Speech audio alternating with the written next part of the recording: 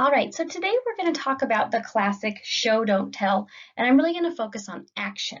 So we're going to talk about strategies for helping your readers see what is happening in your story. And if you notice, when I wrote the word see, I put quotes around it. That's my way of telling you that your reader's not really there. They can't see it, but you can write so clearly that your reader feels like they can see it. And so let's take a look at a piece of writing and see if we can find spots where you would recommend that this author help their reader to see things. Kaylee knew her mom would never say yes to keeping the stray dog that followed her home, so she decided not to ask. Kaylee snuck out of her bedroom. She brought food to the shed in the backyard where she had hidden the abandoned puppy and refilled its water dish. She snuck back to her room. Maybe her mom would never notice. Maybe. So let's really stop and think. If it's action, I am looking for a verb. I'm going to write that up here. So let's stop and think, where do I see some strong verbs where Kaylee's doing something? So I have here Kaylee snuck out of her bedroom, so she's doing something there. She brought food to the shed. She snuck back to her room. Those are like the three big events of that paragraph, but they're not really descriptive. I can kind of see it, but it's not very exciting. She snuck out of her bedroom. She took food to the dog. She snuck back in. This isn't a movie I would pay for. I'm not super excited yet. So let's figure out, how can we turn this where I am telling, how can we show it? How can we make it interesting?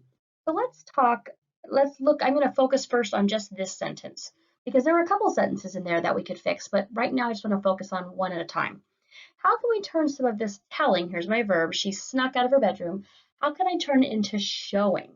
Well, I've got some strategies I want to show you, and these aren't the only strategies, but here are a couple. The first one here is break down the steps.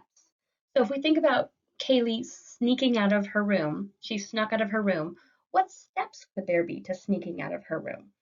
The next one is add an ing, and we'll get to that in a minute, but if you think about it, anytime I've got a verb, I could make an ing.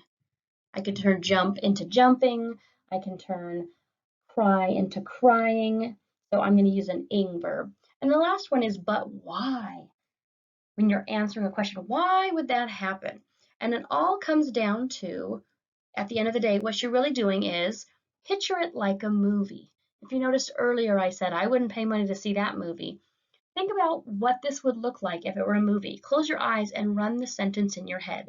Kaylee snuck out of her room. You might be imagining something really different than what the author's imagining. So as the author, it's your job to tell your reader the different, or to show your reader the different things so that they can see it themselves. So let's start with our first strategy, which is this one right here. Break it down into steps. So we've got Kaylee snuck out of her bedroom. Well, what are some steps to that? Let's take a look. Instead of snuck out of her bedroom, look how many different verbs I could get in there. First, I pictured her twisting the door handle. If you had a loud doorknob, like I did when I was a kid, you had to be really careful. So Haley twisted the door handle slowly and pulled it gently towards her without making a sound. Oh, I can picture that. She slid her bare feet over the carpet, remembering not to step on the squeaky loose board right outside her door. Remembering. And she slowly inched her way into the hall.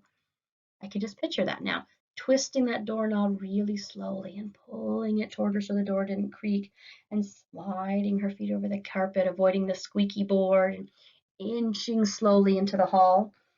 Let's see what else she does. Then she took a deep breath, I can picture that, and pulled her door shut behind her, turning the handle. It was a flawless exit. Think about how I started out with this one verb here of her sneaking out of her bedroom. She snuck out, and now I have 1, 2, 3, 4, 5, 6, 7, 8 new verbs. I took that one sentence and I showed the 8 different parts of it. That went from being a sentence that was kind of boring to one that I actually felt like, oh, I'm interested, tell me more. So that was the break it down into steps strategy. I do that by picturing it in my mind like a movie and then thinking about all the different movements the character makes.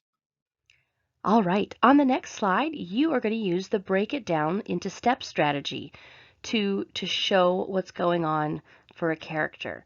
So really think about it. The next slide is going to ask you to look at a sentence, and it only has one verb in it, your job is going to be, how can I take that one sentence and write all the steps of the character doing that action? That's a great way to stretch out your story and help your reader really see what's going on.